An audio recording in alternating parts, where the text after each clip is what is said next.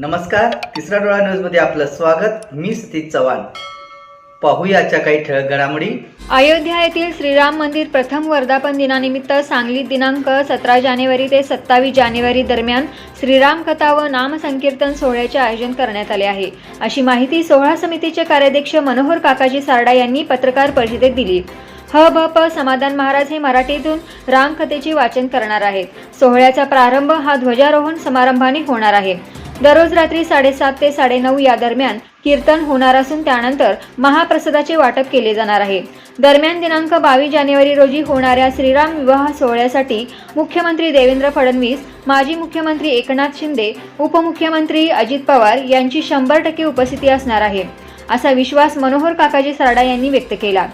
यावेळी जिल्हा बँकेचे माजी अध्यक्ष दिलीप वग्यांनी, स्वागत अध्यक्ष मोहन जंगम, रमाकांत घोडके, शीतलनाथ पाटील, लक्ष्मण नवलाई, राहुल ढोपे पाटील, विजय संकपाळ, आर.बी. पाटील, विश्वास गवळी, प्रमोद लाड, सुरेश हेडदुग्गी, माजी जिल्हा परिषद सदस्य सुरेश पाटील यांच्यासह सोहळा समितीचे सदस्य मोठ्या संख्येने उपस्थित होते।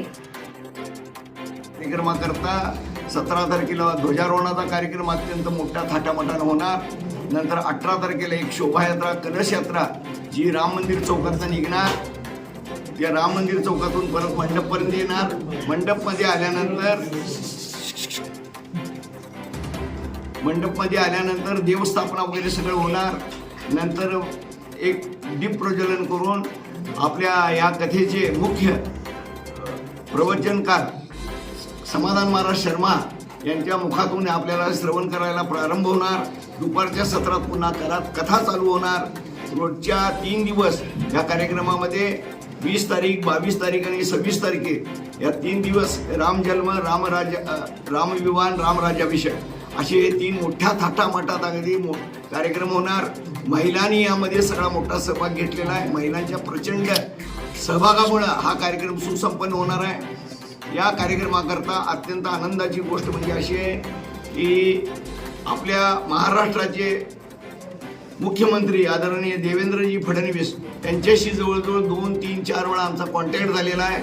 पुन्हा आम्ही त्यांच्याकडे जायला लागलं तर जाणार आहे आणि त्यांनी 22 तारखेला 100% आपल्या ह्या कार्यक्रमात उपस्थित राहून या सांगली जिल्ह्याची आणि या कार्यक्रमाची ती शोभा वाढवणार आहेत। त्याच दिवशी ते आपल्याला एक उद्बोधन बी करणार आहेत।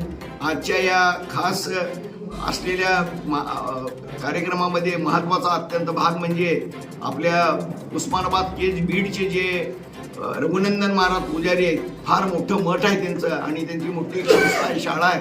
त्या शाळेतील जवळजवळ 250 विद्यार्थी आपल्या इथं निवासी म्हणून येणार आहेत। टाळकरी, वाळकरी, विनेकरी जे कोणी असतील या पंचकृषीतील जवळजवळ 500-700 लोकांची रोजची उपस्थिती राहणार आहे। संध्याकाळच्या टायमाला जवळजवळ 8 ते 10 हजार लोकांची आपण बसायची व्यवस्था केलेली आहे।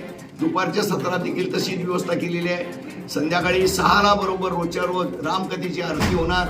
आरती झाल्यानंतर पुन्हा 1 तासाचा गॅप टाकून 7 ते पुन्हा 9:30 हे कीर्तन होणार आणि कीर्तनाकरता ज्यांची तारीख आपल्याला मिळत नाहीत अशा लोकांना आम्ही 2 वर्षापूर्वीपासून तारीख मागतोय ती यंदा आम्हाला मिळालेली आहे। खास करून नाव घ्यायला बी हरकत नाही, चैतन्य महाराज देगलूरकर हे या कार्यक्रमाला खास असणार आहेत। अशा एकूण या कार्यक्रमामध्ये सर्व भाविकांना माझं नम्र आव्हान आहे की आपण सर्वजण या कार्यक्रमामध्ये सहभाग घ्या।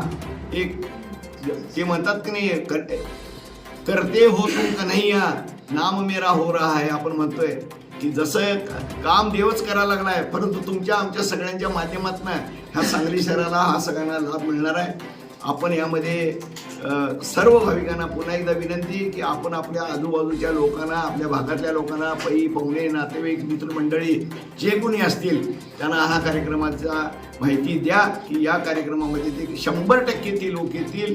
आम्ही अत्यंत स्वच्छ, चांगली आणि सुबंध व्यवस्था आपण इथं करतोय।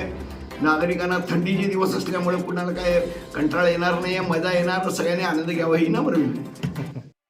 यूट्यूबवर सर्च करा तिसरा डोळा चॅनलला सबस्क्राईब करा।